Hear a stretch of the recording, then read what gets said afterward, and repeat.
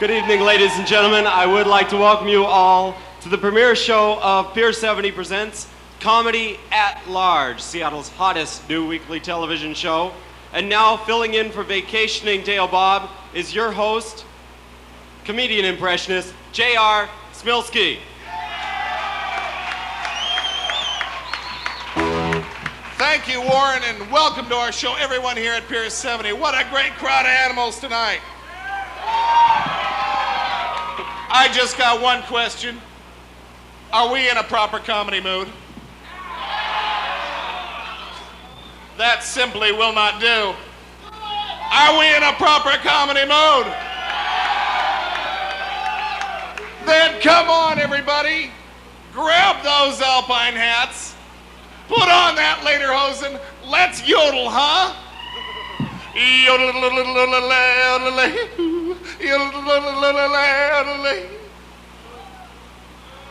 Well, you look like a fun crowd when I came in. Hi, good evening. What's your name? Hi, dear, what's your name? That's absolutely correct, Tony. Here's a quarter. That's a reminder to everyone else here that stand-up comedy and audience participation isn't only fun, it can be profitable too. So keep that in mind. Well, gee whiz, this is going to be a lot of fun tonight. We have Dennis Miller, who just made his network debut, television debut on the Letterman show the other night, is down here to talk to us, indeed. Some of Seattle's own local grown comics are going to be down here throughout the evening and throughout our shows to come. My name is J.R. Schmelsky. I'm a stand-up comedian. I'm an impressionist, and I guess about the kindest thing you could say about me is, sweet mother of God, that boy's a blimp. But part of it's my parents' fault. We had poor eating habits. What can I say? We never said grace. See, my dad just fired off a starter's pistol. The flash of cutlery, the sounds of group mastication. Masticate, Tony, it's a verb. Means to chew. Or chew alone, I suppose. I don't know. I got one for you. Jimmy Stewart sings Elvis. Everyone. You ain't nothing but a hound dog. Always howling all the time. You ain't nothing but a hound dog. Always yowling all the time. Well, you ain't never caught a rabbit. You ain't no friend of mine. Boop, boop, boop, da-dum, Good night. We'll be back with more of the show after this word.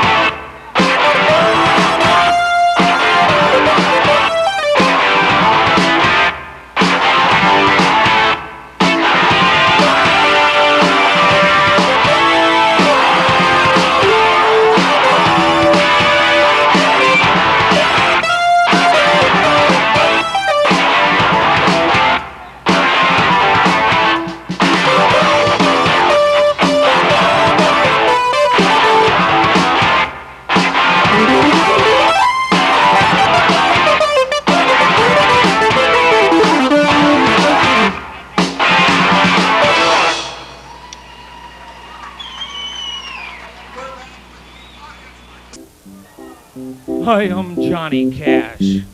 I keep my fly wide open all the time. The night we drank a little too much wine.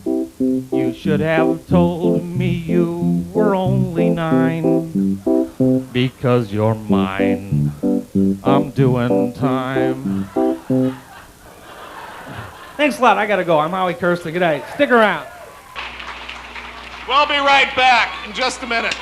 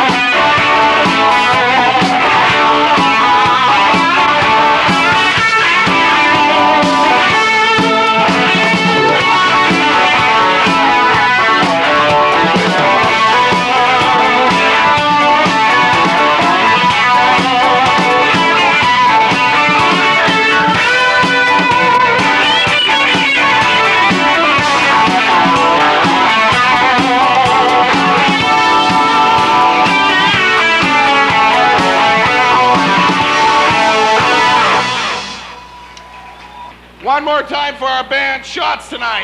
Ow! Indeed. Unfortunately, by the time we air, they'll be long out of town, but we'll try and sync it up sometime when they're here. Right now, I'd like to bring up a comedian who just made his television network debut on The Letterman Show last Monday night. I saw him at Giggles just a little while ago. He hails from Los Angeles. Ladies and gentlemen, put your hands together for Dennis Miller. Ow!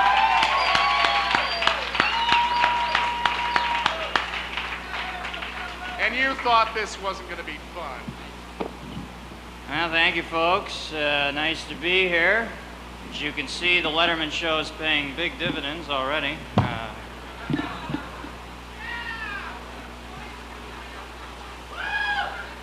Yeah.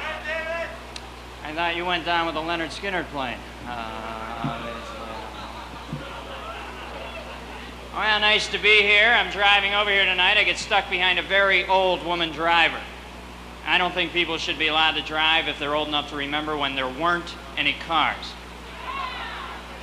Old people always drive like they're constantly looking for an address. And the worst thing is the belt on her coat is hanging out of the car door, dragging alongside the ground. You just want to get up next to her, veer your car over, run over the belt, jam her face up against the window. Hey, Aunt B, let's pick it up, all right? Well, thank you for bordering on a mob. And, so, I think the single most frustrating aspect of driving is red lights. You spend your whole life stopping at red lights, then at the end there's a very cruel irony. When you die, they let your funeral procession run the red lights on the way to the cemetery. You know, because when you're dead, it's important that you make good time. I flew in yesterday from New York City. Whenever I travel, I go by plane. I don't trust trains. I never have. Even as a young boy, I was skeptical. I remember those old movies where somebody would get on the train, halfway through the journey, reach up above the window, yank down on that cord. I don't think I ever want to be on any form of mass transit where the general public has access to the fucking brakes. I'd hate to find out we went off the tracks at 200 miles an hour because Gus thought he saw a woodchuck. Yeah. So I fly a lot. I'm always fascinated by those masks that drop down in case of decompression. I think to perfect this system, instead of oxygen, they had to pump in nitrous oxide. This way, if the plane does wreck, the TV cameras are rolling, they pull you out of that frozen river, you're dangling on that helicopter strap, just laughing your ass off, you know, and people are watching at home. Honey, get in here, look how hip this guy is, really. He's naked, he's blue, he's howling. Huh? You know what I hate is when you're sitting in coach class and they pull that curtain on first class. Oh, I see, they paid an extra $40 and I'm a leper, right? I always get the feeling if the plane's about to wreck, the front compartment breaks off into a little Goldfinger mini plane. They're on their way to Rio, I'm a charcoal briquette on the ground, huh? Well, what's new in the news? Thank you guys, you're too kind. And, what's that? Yeah. Are you guys enjoying this back there? Yeah?